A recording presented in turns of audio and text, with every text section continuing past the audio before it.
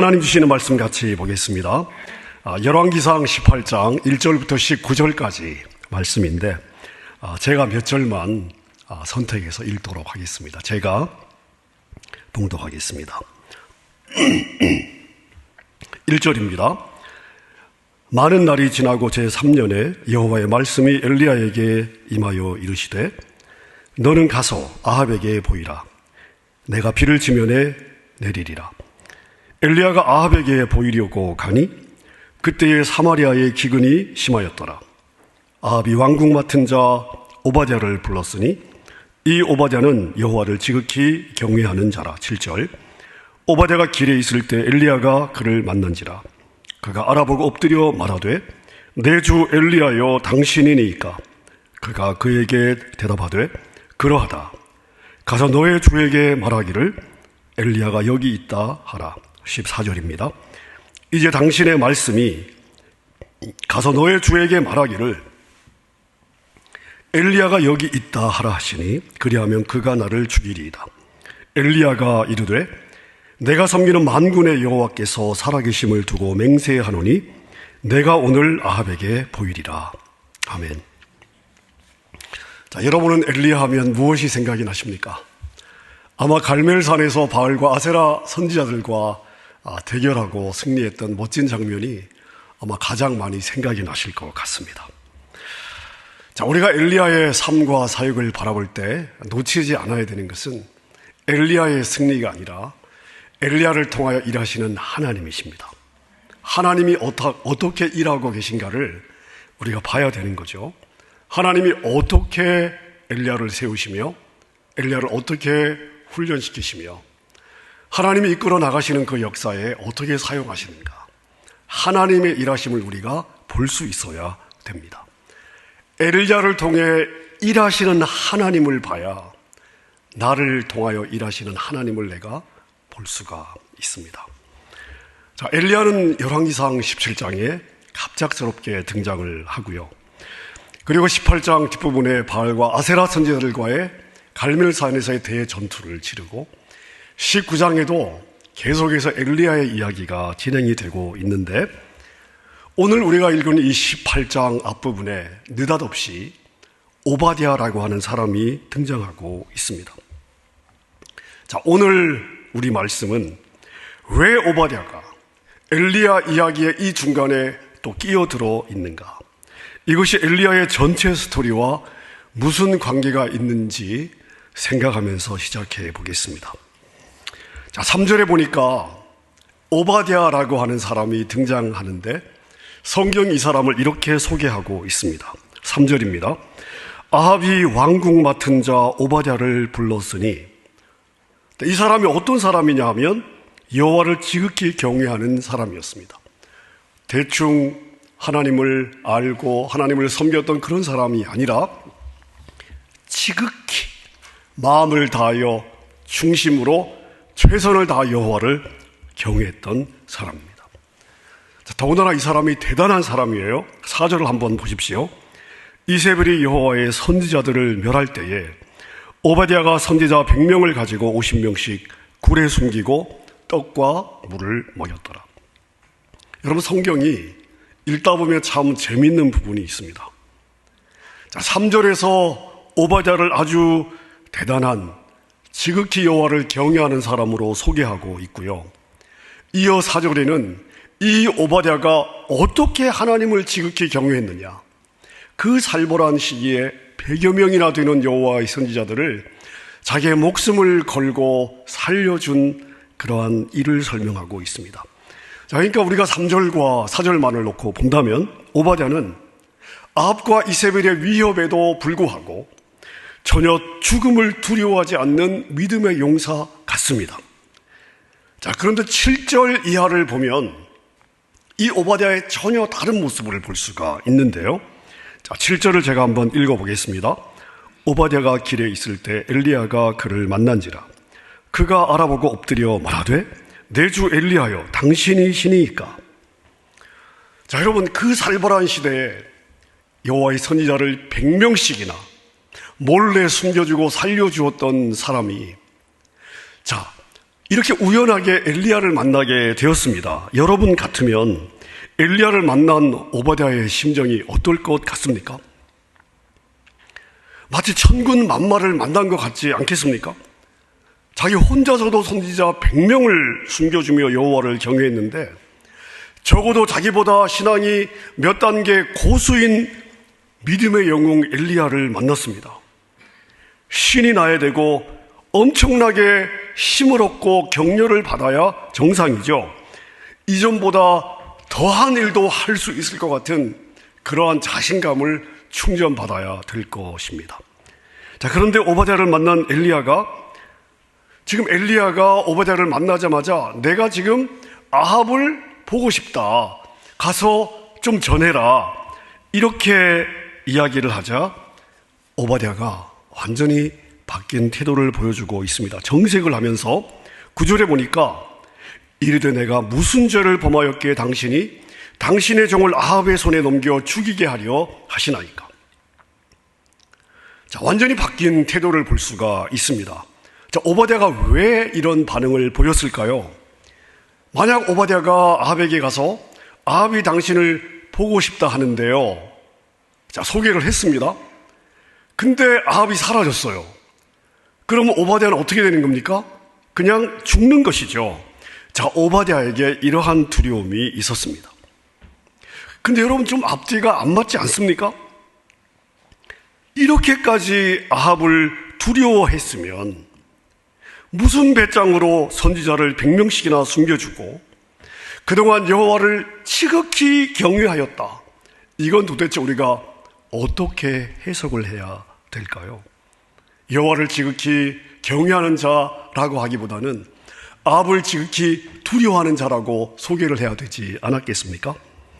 더군다나 재미있는 것은 오바댜가 결국 엘리야가 부탁한 대로 아합에게 가서 엘리야의 메시지를 전하죠. 자, 그리고 오바댜는 역사에서 사라집니다. 다시는 그 이후에 언급이 되지 않습니다. 그러니까 이 오바댜의 역할은 뭐냐 하면 엘리야와 아합을 중간에 연결시켜주는 중개인 정도의 역할을 한 것이죠. 자, 그 중개인 역할을 하고 오바댜는 역사의 뒤안길로 사라져 버립니다. 자, 그렇다면 성경은 왜 이 시점에서 오바댜를 등장시키고 있을까요? 그냥 엘리야가 아합을 가서 만나면 되는 일 아닙니까? 왜 굳이 오바댜를 연결해서 아합을 만났어야만 했을까요? 왜 성경은 오바댜를 등장시키고 있는가? 바로 변화된 엘리야의 모습을 설명하기 위해서 그렇습니다. 자, 여러분 보세요. 창세기 17, 열왕기상 17장 1절에 엘리야가 등장하죠. 그리고 아합에게 비가 안 올 거라는 메시지를 전하고 나서 엘리야는 36개의 도망을 갑니다. 이렇게 엘리야는 등장하자마자 심부름 하나 하고 도망을 갔는데요. 이제는 엘리야가 스스로 아합을 만나겠다고 지금 나서고 있습니다. 자, 그게 오늘 본문 18장 1절과 2절입니다. 제가 한번 읽어보겠습니다. 많은 날이 지나고 제3년에 여호와의 말씀이 엘리야에게 임하여 이르시되 너는 가서 아합에게 보이라. 내가 비를 지면에 내리리니 엘리야가 아합에게 보이려고 갔습니다. 자, 여러분, 아합이 무서워서 도망갔던 엘리야가 이제 아합을 만나겠답니다. 자, 근데 이 사건이 하나님이 엘리야에게 너 가서 아합 만나. 그래서 엘리야가 단순히 하나님이 만나려니까 그냥 순종해서 만나러 가는 그런 사건이 아니라는 것을 설명해 주는 사람이 바로 오바댜입니다. 만약 오바댜의 등장이 없었더라면 여러분도 지금 엘리야가 아합을 만나러 가는 지금 이 상황이 어떤 상황인지 파악이 안 되었을 것입니다. 엘리야에게 왜 17장의 훈련이 필요한지도 우리가 파악이 되기가 어려웠을 것입니다. 자, 그런데 이 18장 전반부에 누가 등장해요? 오바댜가 등장하고 있습니다. 보통 사람이 아니에요. 여호와를 지극히 경외했던 사람입니다. 선지자를 100명씩 그 살벌한 시기에 구해주었던 용기가 있었던 사람인데요. 여러분, 자, 그런데 이런 사람조차도 아합에게 가서 엘리야, 자, 이 엘리야에 대한 이야기를 하는 것을 이렇게 두려워하고 있습니다. 자, 오바댜의 입에서 나오는 말들은요, 사실 굉장히 위협적인 표현들이 많습니다. 4절을 한번 볼까요? 이세벨이 여호와의 선지자들을 멸할 때에, 여호와의 선지자들, 살아있는 모든 선지자들을 이세벨은 죽이려고 했습니다. 바로 그러한 시기입니다. 10절 한번 볼까요? 당신의 하나님 여호와께서 살아계심을 두고 맹세하노니 내 주, 여기서 주는 아합 왕이죠. 내 주께서 사람을 보내어 당신을 찾지 아니한 족속이나 나라가 없었는데 그들이 말하기를 엘리야가 없다 하면 그 나라와 족속으로 당신을 보지 못하였다는 핑계를 하게, 맹세를 하게 하였습니다. 자, 그러니까 아합이 엘리야를 대충 찾는 게 아니죠. 지금 엘리야를 찾기 위해 혈안이 되어 있습니다. 찾다가 못 찾으면 그만이 아니에요. 어느 누구도 숨겨주거나 모른 척 할 수 없도록 확인까지 받고 있습니다. 다시 말하면 아합 왕이 엘리야를 죽이기 위해서 얼마나 도끼를 품었는지, 그래서 지금 이 상황이 얼마나 살벌한 상황인지를 말해주고 있는 것입니다. 다시 말하면 아합을 만나는 것은 엘리야가 지금 죽으러 가는 거예요. 목숨을 걸어야 하는 엄청난 일이 되는 것입니다. 자, 근데 이 18장에 나오는 엘리야의 모습을, 엘리야의 상황을 한번 여러분 생각해 보십시오. 자, 그동안 엘리야는 어디에 있었습니까? 자, 아합에게 심부름하고 그리시네가에서 한 몇 주 정도 보냈겠죠? 그리고 3년이 넘는 기간을 해외에 거주하고 있었습니다. 이세벨의 고향 시돈의 사르밧이라고 하는 동네에서 거의 3년이 넘는 세월을 보냈습니다. 자, 그렇게 꼭꼭 숨어 있었기 때문에 이스라엘 땅에서 이렇게 살벌하게 엘리야를 찾고 있다는 사실을 몰랐을 수도 있습니다. 자, 그런데 아합을 만나러 가다가 마침 오바댜를 만났습니다. 이 오바댜로부터 아합과 이세벨이 자기를 죽이기 위해서 얼마나 도끼를 품었는지, 지금이 얼마나 살벌한 상황인지에 대해서 듣게 된 것입니다. 자, 이제 엘리야가 상황 파악이 되었습니다. 과연 내가 지금 이 시기에 아합을 만나는 것이 맞는 일인지 한 번 정도 생각해 봐야 되는, 아니 발걸음을 돌려야 되는 그런 상황이라는 상황 파악이 지금 된 것이죠. 자, 이 상황 파악이 되고 나서 엘리야가 어떻게 반응을 하고 있습니까? 자, 오늘 본문의 15절 말씀입니다. 같이 한번 읽겠습니다. 시작. 엘리야가 이르되 내가 섬기는 만군의 여호와께서 내가 오늘 아합에게 보이리라. 자, 17장에서는 아합에게 심부름 한번 하고 줄행랑을 쳤던 엘리야였습니다. 자, 그런데 18장에서는 이런 상황을 듣고도 아합을 만나겠답니다. 여러분, 우리가 이런 사람을 보고 뭐라고 이야기를 합니까? 간이 부었구나. 하지만 신앙의 표현으로는 이제 엘리야가 하나님을 알았구나. 여러분, 이게 되는 것입니다. 세상은 엘리야를 바라보면서 이 사람이 지금 간이 부었구나. 여러분, 아닙니다. 우리 신앙의 표현으로는 엘리야는 이제 드디어 하나님을 알은 것입니다. 하나님을 제대로 알게 된 것입니다.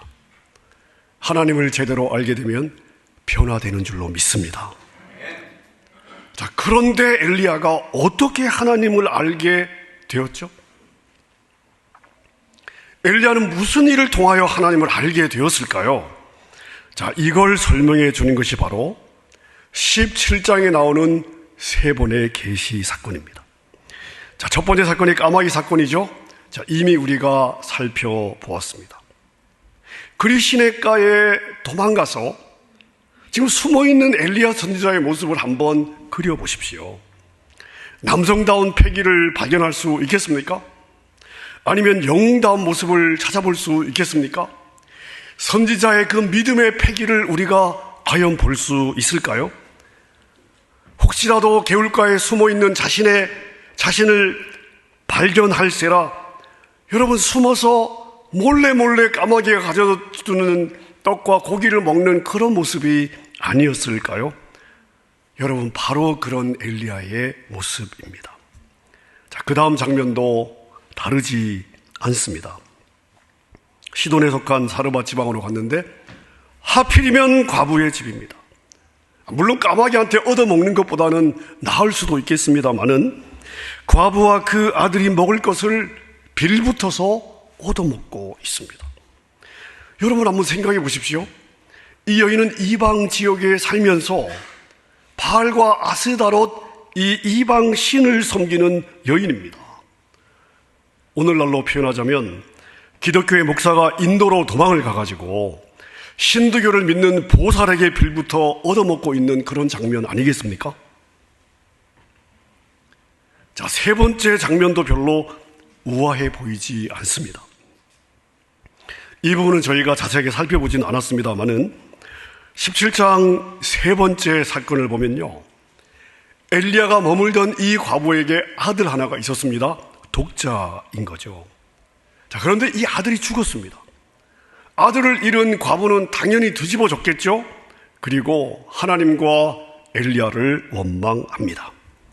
자, 엘리야에 대한 이 여인의 원망이 17장 18절에 나와 있는데요, 제가 읽어보겠습니다. 여인이 엘리야에게 이르되 하나님의 사람이여 당신이 나와 더불어 무슨 상관이 있기로 내 죄를 생각나게 하고 또 내 아들을 죽게 하려고 내게 오셨나이까. 여러분, 어떤 신실한 선지자에 대한 신실한 믿음을 발견할 수 있습니까? 아니죠. 원망의 내용입니다. 엘리야는 어떻게 반응하고 있을까요? 20절입니다. 엘리야가 여호와께 부르짖어 이르되 내 하나님 여호와여, 주께서 또 내가 우거하는 집 과부에게 재앙을 내리사 그 아들이 죽게 하셨나이까. 여러분, 이 두 사람의 반응을 한번 비교해 보십시오. 18절과 20절을 한번 비교해 보십시오. 여인은 엘리야에게 부르짖었고 엘리야는 하나님께 부르짖었다. 부르짖은 대상만 다를 뿐이지 내용이 같습니다. 반응은 똑같습니다. 여러분, 신실한 기도가 아니에요. 거의 원망입니다. 여호와의 선지자라는 사람의 반응과 이방신을 섬기는 여인의 수준이 그렇게 다르지 않습니다. 여러분, 만약 우리가 17장 1절에 엘리야가 아합에게 메시지를 선포하고 바로 18장 후반부에 갈멜산 사건으로 연결이 되었다면 정말 엘리야는 진짜 믿음의 영웅이구나, 우린 그냥 그렇게 생각하고 지나갔을 것입니다. 하지만 이 17장에 기록된 이 세 번의 계시 사건 때문에 성경은 우리의 오해와 왜곡을 막아주고 있습니다. 이 세 가지 사건은 준비된 엘리야의 모습을 보여주는 것이 아닙니다. 얼마나 엘리야가 충성스러운 선지자였는지를 보여주는 것이 아닙니다. 부족함에도 불구하고 엘리야를 훈련시켜 주시는, 준비시켜 주시는 하나님의 활약을 우리가 보게 되는 것입니다. 자, 이제 결론 부분입니다. 여러분, 이 17장에 기록된 이 세 가지 계시 사건의 목적은 무엇입니까? 자, 제가 여러 번 여러분에게 말씀을 드렸습니다. 17장에 나오는 세 번의 계시 사건의 목적은 엘리야를 훈련하는 것입니다. 엘리야에게 하나님은 어떠한 분이신가? 네가 섬기는 하나님은 어떤 하나님이신가? 하나님은 엘리야를 사용하시기 전에 엘리야에게 당신이 어떠한 하나님이신지를 가르치고 있습니다. 자, 그런데 이 세 가지 사건에 공통점이 있어요. 공통점이 뭐냐? 모두 삶의 문제, 생존의 문제, 생사의 문제, 생명과 관계가 있습니다. 인간의 가장 기본적인 문제와 연관이 되어 있습니다. 자, 보세요. 아합 왕에게 메시지를 전한 후에 죽음의 위협을 받고 도망갔습니다. 그리 시냇가로 도망갔는데 굶어 죽을 위험에 처하게 되죠. 자, 다시 사르밧으로 옮겼어요. 여전히 굶어 죽을 위험이 있습니다. 날마다 밀가루가 채워지지 않고 기름병에 기름이 채워지지 않으면 죽는 것입니다. 이방 여인에 의해 노출이 되거나 고발을 당할 수 있는 위험이 늘 있습니다. 하루 이틀이 아니에요. 무려 3년이 넘는 기간 동안 마음 졸이는 시간이지 않았을까요? 자, 그런데 이 두 번 모두 기적적인 방법으로 생존했습니다. 자, 여러분들은요, 믿음이 너무 좋으셔가지고 성경에 기록되어 있으니까 그냥 다 믿으시잖아요. 하지만 여러분 주변에 누군가가 내가 그 시냇가로 갔더니 내가 길을 잃고 시냇가에 갔는데 까마귀가 떡과 고기를 가져다 주더라. 믿으시겠습니까? 먹을 게 떨어졌는데 기름병에 기름이 계속 채워지고 밀가루에 밀가루가 계속 생기네 라고 이야기를 한다면 아마 여러분은 이렇게 받아들이실 것 같습니다. 여러분, 믿기 어려운 이야기입니다. 자, 그런데 누구도 믿어주기 어려운 이 일들을 엘리야는 지금 몸소 체험하고 있습니다. 자신의 생명과 관계가 없는 어떤 사람이 그런 경험을 했대. 그런 신기하고 놀라운 일이 아니에요. 실제 내가 사느냐 죽느냐에 관계된 일에서 하나님의 말씀이 말씀대로 자기의 삶에서 성취되는 것을 체험하고 있는 것입니다. 세 번째 사건을 보십시오. 비록 엘리야가 죽었다가 살아난 사건은 물론 아니에요. 자기가 죽었다 살아난 사건은 아닙니다만은 여러분, 인간의 가장 원초적인 그리고 절대 인간이 넘을 수 없는 그 한계를 뛰어넘는 삶과 죽음이 교차되고 있습니다. 여인의 아들이 병들어 죽습니다. 여인도 엘리야도 이 죽은 아들이 살아날 것이라고 상상하지 않고 기대하지 않았습니다. 자, 그런데 살아났습니다. 엘리야와 무관한 저 먼 동네 누군가의 아들이 살아난 것이 아니에요. 엘리야가 지금 자기의 생존을 의탁하고 있는, 자신이 신세지고 있는 과부의 하나밖에 없는 독자입니다. 자, 그런데 그 여인의 아들이 죽었다가 살아났습니다. 하나님, 왜 하필이면 내가 신세지고 있는 이 여인의 아들을 데려가십니까? 이렇게 원망스럽고 올려드린 기도지만 하나님은 자신의 기도를 들으셨고 이 여인의 아들을 살려주셨습니다. 자, 엘리야는 무엇을 배웠을까요? 하나님이 나를 보고 계시는구나. 하나님이 나와 함께 하시는구나. 하나님 나를 지켜주시는구나. 하나님이 나의 작은 신음소리도 들으시는구나. 나의 하나님께는 모든 것이 가능하구나. 여러분, 엘리야는 자기의 삶에서 직접 몸소 이 하나님을 체험해 가고 있는 것입니다. 또 하나 엘리야가 체험하는 중요한 사건이 하나 있습니다. 이것은 직접적인 계시의 사건은 아닙니다만은 지금 현재 진행되고 있는 이 모든 사건의 배경이 되는 일이죠. 바로 이스라엘에 비가 내리지 않고 있다는 사실입니다. 비가 내리지 않습니다. 자, 이것도 엘리야와 무관하게 어쩌다 100년 만에 한 번 온 가뭄이다, 그래서 비가 내리지 않는다의 상황이 지금 아닌 것이죠. 하나님이 지시하신 대로 엘리야가 아합에게 말한 후부터, 다시 말씀드리면 하나님이 말씀하신 대로 지금 비가 내리지 않고 있습니다. 여러분, 엘리야는 역사 속에 느닷없이 등장했지만 하나님은 다양한 사건들을 통해서 엘리야를 가르치고 있는 것입니다. 무엇을 가르치고 있습니까? 바알이 아니라 나 여호와가 진짜 신이다. 생명을 주관하는 것은 나 여호와 하나님이다. 내가 너와 함께하는 한, 내가 너를 지켜주는 한, 어느 누구도 자연의 법칙도 누구도 너를 해칠 수가 없다. 여러분, 우리가 이 하나님을 글로 배울 수 있겠습니까? 세미나로 배울 수 있겠습니까? 아니요, 여러분. 한계가 있습니다. 가장 강력한 배움은 무엇입니까? 내가 몸소 그 하나님을 체험하는 것입니다. 엘리야가 가장 인간의 원초적인 생존의 문제로 이 하나님을 체험하여 알게 되었기 때문에 17장의 엘리야와 비교할 수 없는 겁없는 엘리야로 변화된 것입니다. 여러분, 올 한 해를 한번 돌아보십시오. 다양한 상황이 있었을 것입니다. 다양한 사건들도 있었을 것이고 다양한 만남들도 있었을 것입니다. 어쩌면 정신없이 아무 생각 없이 살아야만 되는 분주한 삶이었을 수도 있습니다. 다사다난한 한 해였을 수도 있습니다. 하지만 여러분은 하나님께서 모든 그 상황을 통해서 여러분에게 하나님을 알게 하기를 원하신 것을 기억하십니까? 여러분은 올 한 해 어떤 하나님을 배워오셨습니까?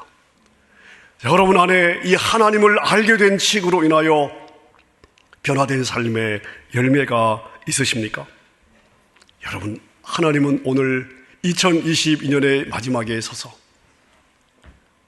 너는 오늘 나를 어떤 하나님으로 고백할 수 있느냐 묻고 있습니다. 여러분, 엘리야에게 이 하나님을 계시하셨던 하나님은 우리의 가장 원초적인 삶의 상황들을 통하여 우리에게 말씀하고 있습니다. 바알이 진짜 신이 아니듯이 세상이 너희의 신이 아니다. 나 여호와가 너희의 진짜 하나님이다. 세상을 두려워하지 마라. 생명을 주관하는 것은 바로 나다.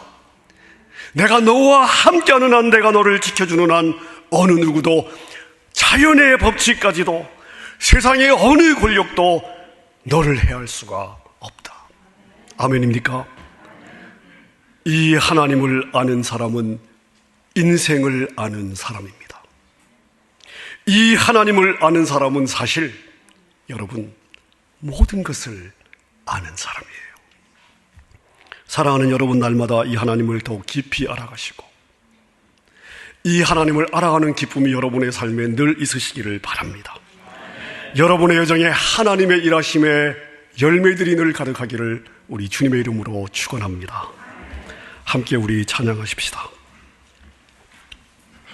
찬송가 88장 3절에 보면 내 마음을 다하여 주님을 따르면 길이 길이 나를 사랑하리니 물과 불이 두렵지 않고 창과 검도 겁이 없네. 왜요? 주님은 높은 산성 나의 방패이시니까요. 올 한 해 하나님, 여러분이 변함없이 여러분의 방패가 되어 주셨습니다. 이 하나님 우리 믿음으로 함께 우리 고백하도록 하겠습니다.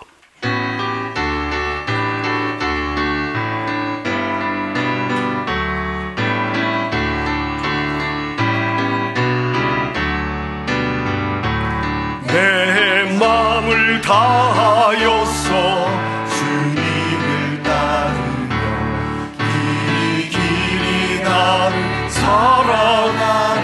내 마음을 다하여서, 내 마음을 다하여서 주님을 따르며 길이 길이 나를 사랑하리. 물불이 두렵지 않고 창건이 거한데 주는 높은 산성. 네, 여러분 정말 그러하십니까? 물불이 두렵지 않고, 물불이 두렵지 않고 창건이 거한데 주는 높은 산성 내 방패시라.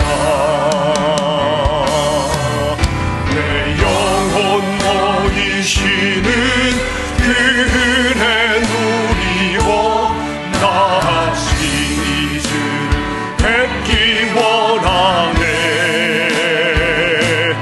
주는 저 산 밑에 백합 빛나는 새벽별